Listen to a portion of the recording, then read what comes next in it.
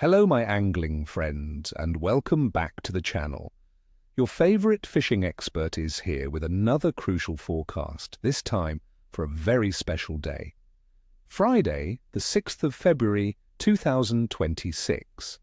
Now I know what some of you are thinking, February in Ireland? That's proper winter fishing, and you're absolutely right.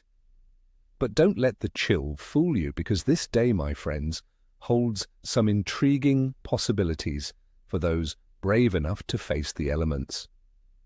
We're looking at a day that will truly test your resolve, but with the right approach and a bit of angler's luck, you might just land that trophy catch. Stay tuned, because I'm going to tell you exactly why this day could be surprisingly good for some species, and what you need to do to make the most of it.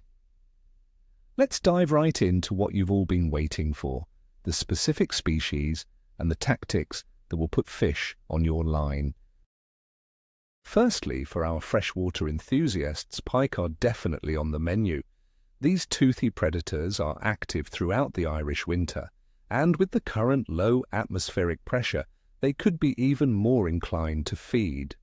I'd recommend targeting deeper drop-offs, submerged weed beds, and structure where they conserve energy in the cold water. Slow, deliberate retrieves are key. Think large, soft plastic lures, big jerk baits, or dead baits fished on a trace.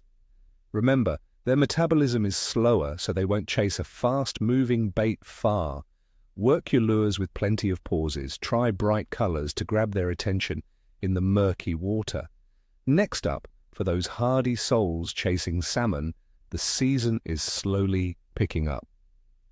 While many fisheries officially open around the 15th of February, some are already accessible. With heavy rainfall expected, river levels could be up, and that fresh water might just encourage a few early springers to move upstream. Look for holding pools and slower-moving stretches where fish might rest after navigating stronger currents.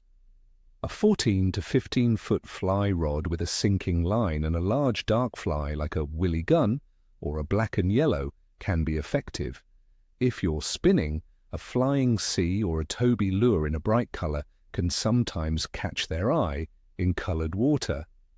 Patience is absolutely key here, my friends, and for our sea anglers, February always offers opportunities. Cod, whiting and pollack are resilient species that remain active throughout the Irish winter.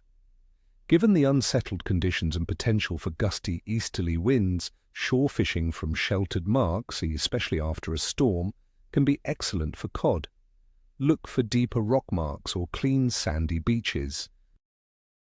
For cod and whiting, a standard beach caster rig with lugworm, ragworm, or mackerel strips on a 2 or 3 hook flapper rig will do the trick.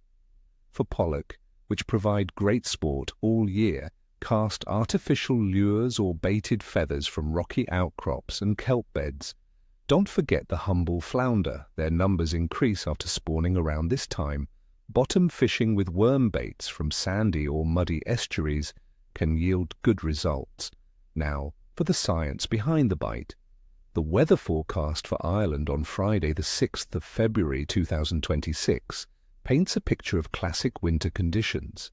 We're looking at daytime air temperatures averaging around 7 degrees Celsius, dropping to between 1 and 6 degrees Celsius overnight, with southern areas being the mildest. Expect widespread rain and drizzle throughout the day, with heavy and persistent falls particularly affecting southern and eastern regions.